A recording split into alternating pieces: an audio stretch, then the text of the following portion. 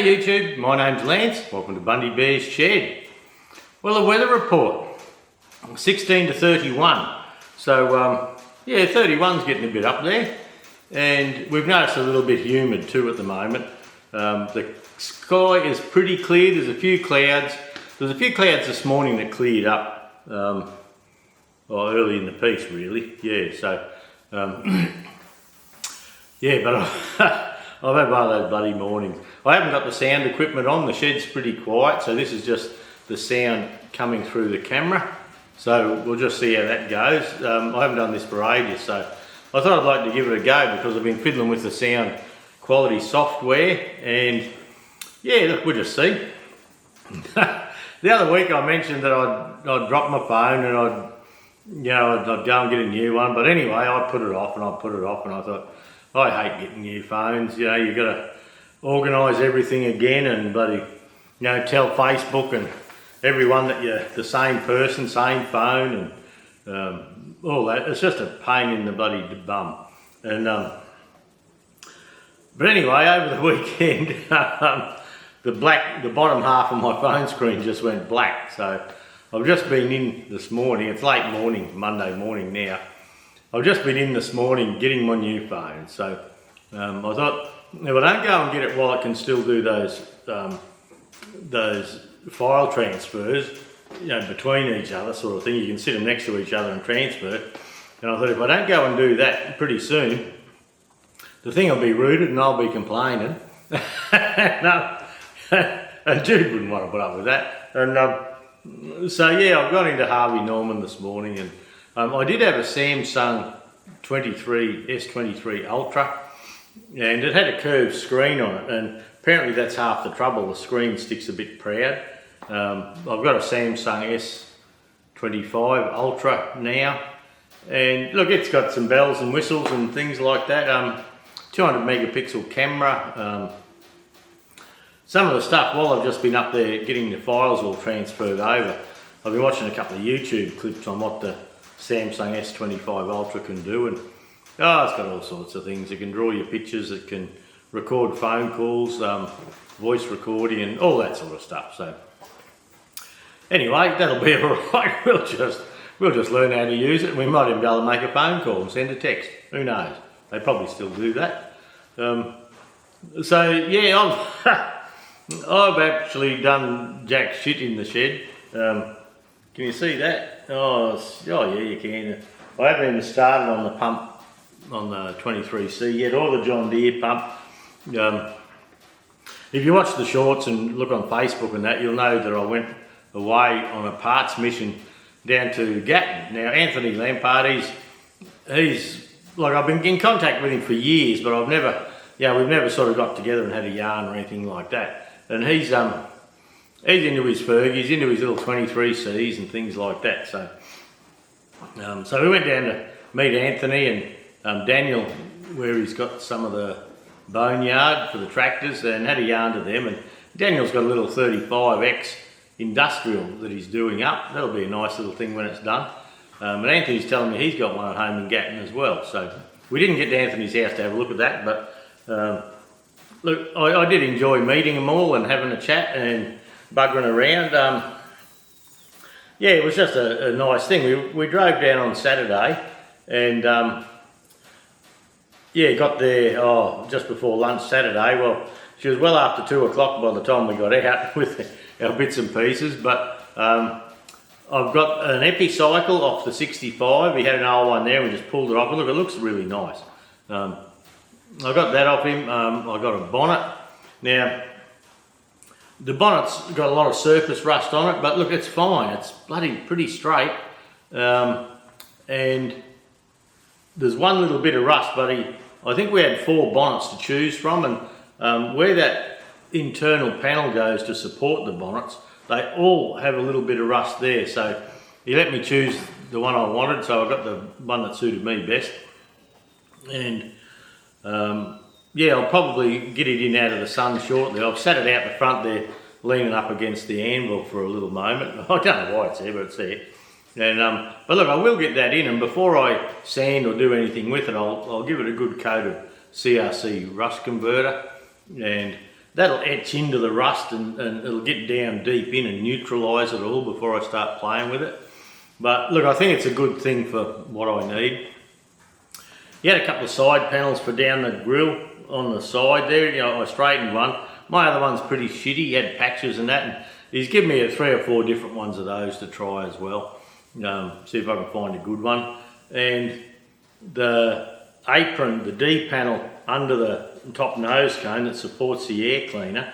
I've got a nice air cleaner in one of those panels, and there's another D panel down the bottom in behind the lower apron. And he only had a dinged up one of them, but look, dinged up's fine. I can deal with dinged up. And yeah, while I was down there, my mate Indy, he asked me, did he have one of those Uber mufflers there for Nicole's 35 to try and finish that off. So he had one there, and I took a photo of it and sent to Indy. So Indy bought it, so I paid for it, but he got it up here. And my mate Rob, he was looking for some return lines off a 65 Mark 1 with a A4192 in it. And so we got them. There was another bloke there getting a few bits and pieces while we were there at the end. But yeah, look, it was good. And those boneyards, you know, these old tractor yards, what I forgot to get, the brackets that come down to your foot plates at the back, mine are all welded up, and he had a couple there, and I said, oh, I'll get some of these off you too. He said, oh yeah, plenty of them around, but yeah, we got talking and buggering around, and we come home without them. But there's another couple of things I'm probably going to hit him up for. There was some high clearance wheels. Now I put a couple of shorts out on them, and I've got quite a few emails and that on the suppliers, and it seems like the suppliers of these 2 sorts of rims I've got, they both have 616 tyres on them, but they're all beet harvester companies from over in England, and they must have brought them out in the 50s. The people have given me 2 different commercials or sales brochures for them, and both brochures have them on a Fergie 35. So that would have been the year that they're coming out. The one set, I can't even think of the names now, I've just gone blank. One set, it has like a TE20 centre in it, and I wouldn't mind betting it was off a TE8 or TE20 of some sort, but it has it has a Dexter centre on one of them and a Fergie centre on the other, which doesn't matter at all. We have centres here. And the other ones, the ones with the tyres on them still, and look, I checked one of the tyres yesterday and it holds air okay. And yeah, they have the thick centres like the 135 centres, for the 28-inch rims. So yeah, so anyway, I bought them. What did I buy them for? Look, it was just something that down Gaton way, with their small crops and their market gardens and things over the years, it seemed something like Anthony was just happy to sell them to me. He said, oh yeah, I'll give them to you for this. And so we did the deal and I bought them. And but up here, you just never see them in the rally paddock or anything like that. So I just thought it was a good opportunity to have one of my 35s or a TE20 or something like that, just with a set of row crop rims, just as a talking point, if nothing else. And the people who have sent me copies of brochures and things like that for them, look, thanks very much. I've actually Standen, is it? One of the companies, I've actually emailed them to ask them would they have a copy of a brochure or any reflections on these rims. So we'll see what happens there. That'll be interesting. And but yeah, look, just the reason was there was actually 3 different sizes, not sizes, companies that made them down there, and there was 2 that were imported from England, which I brought home with me. I couldn't fit any more, and there was another set, a fabricated set. Now, that fabricated set, I couldn't find any markings, any stickers, anything like that on it. And look, I wouldn't be surprised if it was made in Australia. Because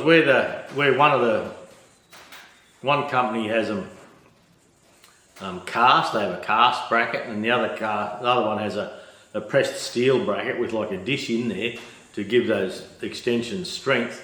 And this other one, it's just 2 bits of flat steel, and you can see where they're fabricated. But I think I might have a photo of it. If I have, I'll pop it in, just to give you a look at them and just see the differences. So, but yeah, the only reason I bought them is because up here it's something different. It's a talking point on the rally field, and yeah, just it's good to just have something different. You know, you get 10 or a dozen TE20s lined up. Well, we Fergie blokes can sit and chat about them all day. This has got this and you got that. No, that's got such and such, and that's a later model, and that's a 16 spline back end, and that's a 19 spline, and all that sort of thing. And it's a good thing, like talking to Daniel and Anthony down there. They point out little things that you probably haven't picked up yourself. Well, I haven't picked up personally, at least. And like the little webbings on the timing cover of a 135 engine, where I hadn't put them together and hadn't bothered looking. And look, there's just little things that you're just chatting away, and you just got to say, shit, I didn't know that, and then have a talk about it, and they'll tell you things that you didn't know. And there was enough tractors down there at Anthony's that he could show me, this is what you look for here or that there. And look, you talk to these Fergie blokes, never think you know everything.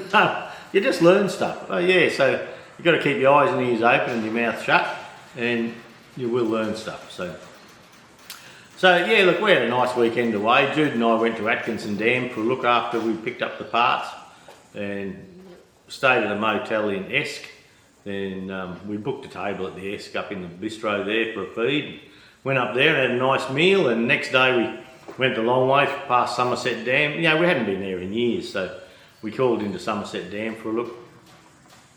Come back through Kilcoy. They've got a bakery in Kilcoy up near the main street there. We always, if we're going past, we stop in there. They have nice bacon and egg wraps and a coffee, and then we just headed home. So daughter Adele looked after the place again, and look, it was just good to get away and grab the parts that we needed for the 65. And it won't be long, and we should be really making some progress with this tractor. I hope. It depends on my panel beating skills, which are bloody near non-existent. But anyway, that's just how it is. And Anthony down there, he's like myself. He said, I can mechanic all day, get into things and check things and time and chains and things, but the panel beating is his weak point, and just the same as me. Panel beating's a bloody shit thing, I reckon. But anyway, look, it does the restoration. It's part of the hobby, so we just got to learn and become part of it. I'm not sure how much I'll get done this week. This afternoon, I have a nephew, or Jude's nephew. Jude's sister passed away of cancer just on 10 years ago now, and one of her boys, Ray, him and Jen are bringing the kids down this next week, and they're bringing the caravan, and they're staying here through the middle of the week sort of thing, for 3 or 4 nights. And so I'm going to spend time with them. I don't see them often. When we went up to the Cape in 23, we called around and said good day at their house. Brought the whole crew with us. Ray and Jen and the 4 kids are coming. They'll be here this Arvo. So I'm not planning on coming up the shed and leaving them down there on their own. We're going to bloody play up some afternoons. And look, Jen's never been here before, so there's things in Bundaberg like the Bert Hinkler Centre, for the aviation. There's the Botanic Gardens on Wednesdays. They have the train rides through there. There's the Bundaberg Rum Distillery. There's the Bundaberg Ginger Beer Factory. There's the Mon Repos, the turtle place down south. There's the harbour. So even if we just go for drives and do the tiki tour and all that, look, it just doesn't matter. It's their choice what we do. So we're going to enjoy their company. So they're going home somewhere around Friday. So there probably won't be much coming out of the channel this next week, apart from if I spot something or just pop out a little short. This new camera, this new phone with this camera, the S25 Ultra, it's got really good camera modes in it for videos and things. So I'm going to be testing that, see how we go. But they're bloody dear. You can go and buy a laptop for half the price you could buy a bloody telephone. And I didn't have to have the top of the range one, but I had the top of the range one last time, and I just sort of replaced it with like for like because I knew how to work it. But yeah, by the time it's $2,300 or something like that for a telephone, and then 2 weeks ago was a bloody camera. So yeah, look, I'm feeling pretty destitute. Anyone got any spare money, just send her in, just poor Lance. But yeah, just one of those things, expensive time. And then bugging me dead if Jude and myself didn't get another $1,200 tax bill each. So God, we'd get bloody hit with tax. But anyway, that's all right. We'll just pay it and whinge about it. Yeah, complain. We got old Anthony Albanese, and he's roaring around the country. Donald Trump doesn't want to talk to him because old Donald must know he's a dickhead. He's been over there talking to King Charles over there. He's been popping in there and having a chat and yeah, doing everything except bloody work, I reckon. But anyway, I don't like that bastard. But anyway, he's the boss, so he gets to do what he likes, I suppose. We get to pay tax and support him and yeah, let him keep him in a lifestyle to which he's become accustomed. I think it's the proper wording, isn't it? But anyway, last week I got to town and I bought some bolts for the drawbar for the Farmall 100. You know that bloody Farmall 100? I've sat it in the shed here since I come home from Kangaroo, and even before that, a couple of weeks, not a drop of oil on the floor.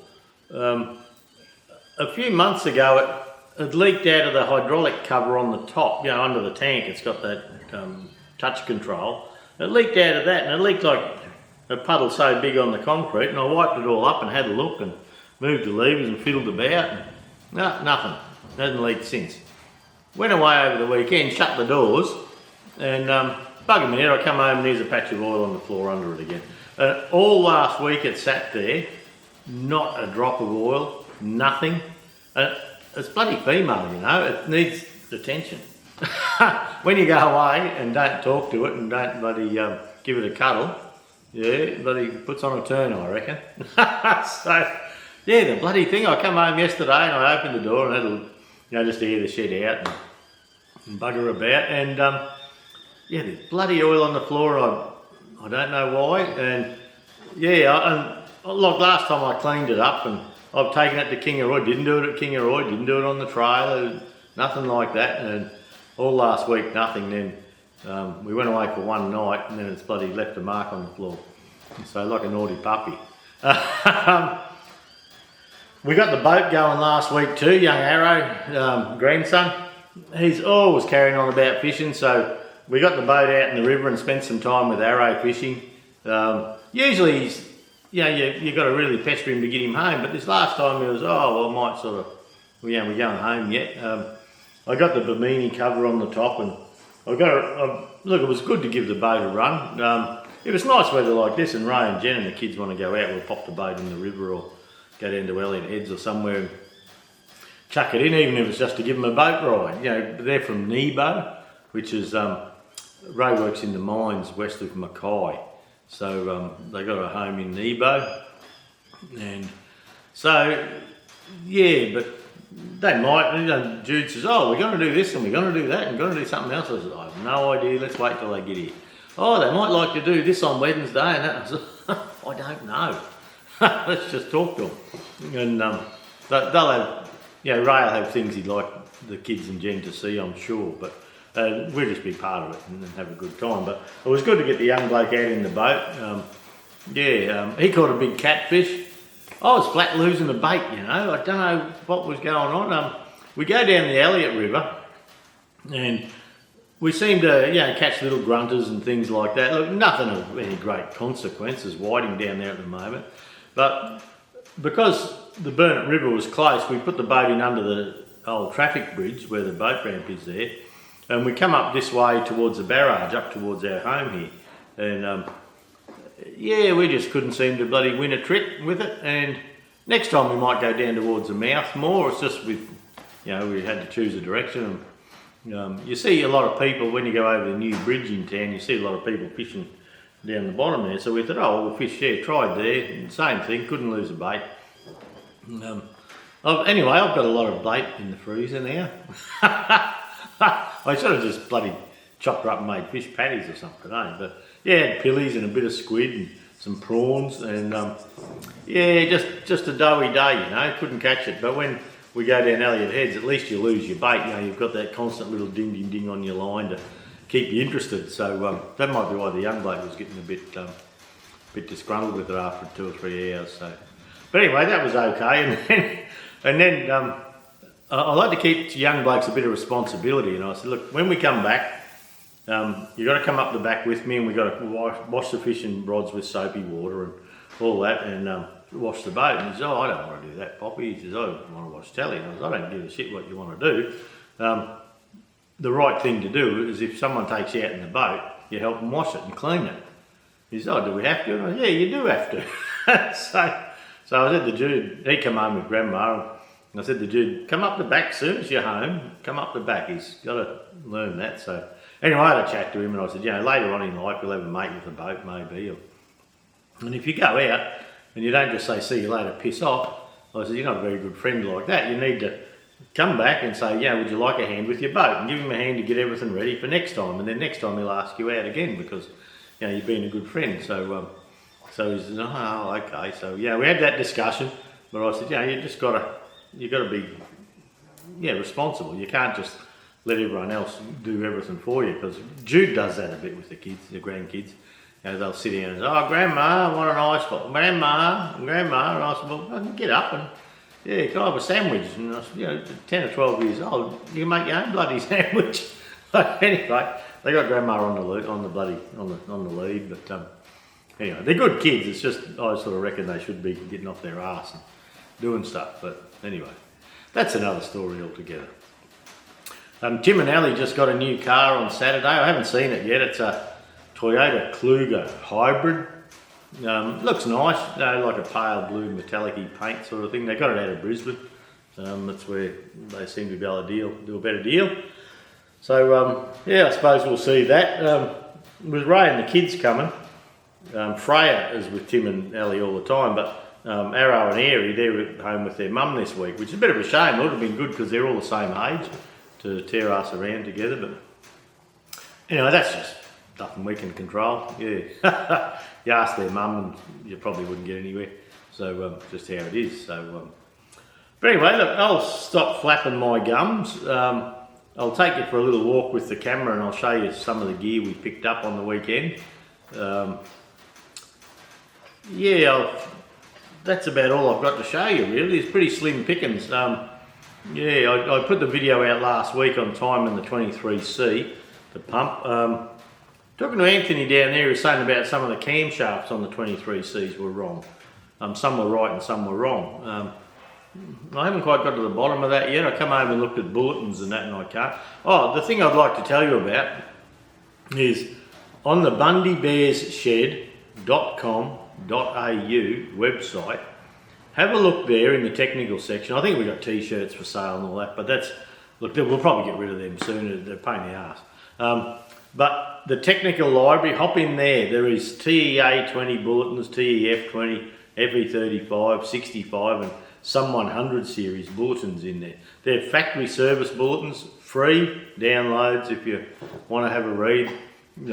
It cost me $50 a month to host that website, but YouTube gives me a few bob, so I put that back, and over the years I'd like to build that up as a just as a library of technical information for old tractors if I could. But look, hop in there, have a look. There's a T20 workshop manual, 35 workshop manual, I think 135, 148, 200 series, 300 series, 500 series workshop manuals.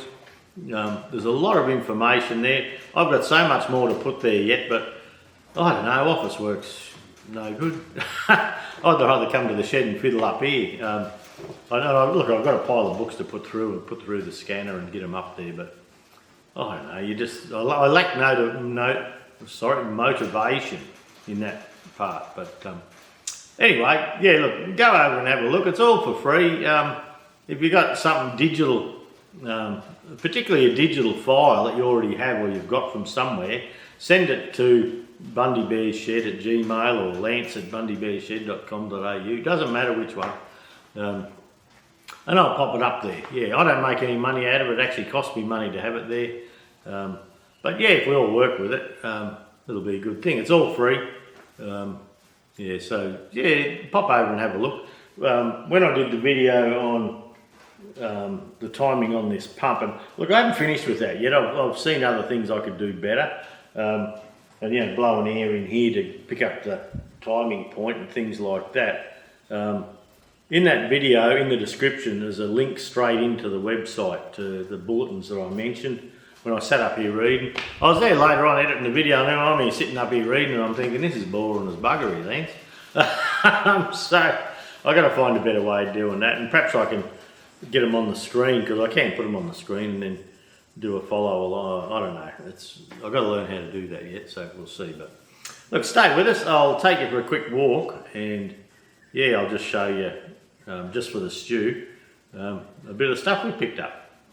Okay, you can see I've got the drawbar out of the mill and bolted up, and I've got it bolted up better yet. I just got busy last week. Now this is pretty bright. That's the air cleaner and the D bracket for my 65. That's a Uber muffler there for Nicole. In the bag there's some pipes for my mate Robbie. Some of these panels here are the side panels for a 65. Now, like, that's a pretty straight old panel. It's got a hole there. Well, that hole's nothing. Yeah, you know, we could square that up or round it up and put a nice patch there.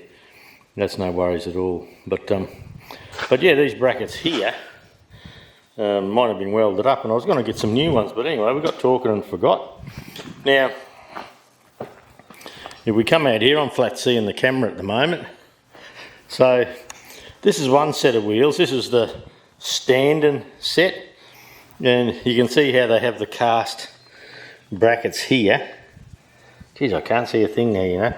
They have the cast brackets there, and this is a TE20 centre. You'll see no holes around the centre there, around where the weights go.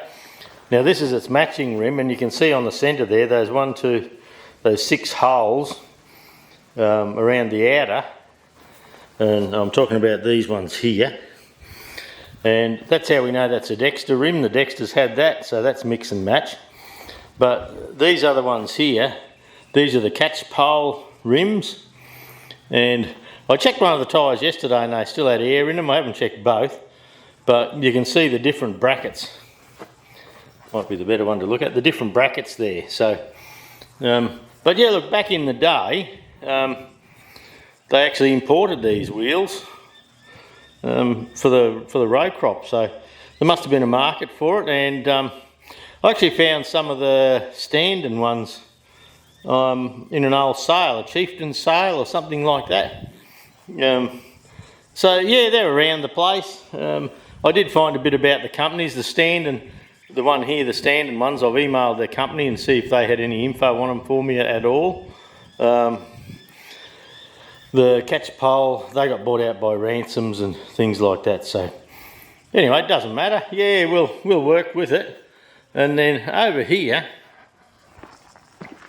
is the bonnet. Now, you can see that's a pretty straight old bonnet. Like, it's got a little mark there, which is nothing. A little dent there, which is nothing, and a couple of little dings down here. But look, that's nothing at all for me. And just down there, about there somewhere, there's just a little bit of rust that I'll cut out. But as far as bonnets go, that's got a side panel with it as well. So as far as bonnets go, that's pretty good. And the important bit to me was these inside brackets that had all of those. So I think I have what I need there to get the bonnet going on the 65. So yeah, so anyway, let's see how we go with it. But yeah, it was a good weekend away. Oh, in the ute here, I haven't even got the side open for you. I've still got it in here because it was heavy. And there's a complete final drive. And is that in focus? And look, that's a beauty. It's in good nick. I'm thinking seriously about just popping it apart, putting the new seal in and putting it in as is. yeah, look, it's a nice sample of the product. So yeah, so that'll get the final drives finished. I have the housing over in the stand here. So I've been cleaning that up with the needle scaler, and I still have the diff lock. Can you see that? That's bloody dark now, isn't it?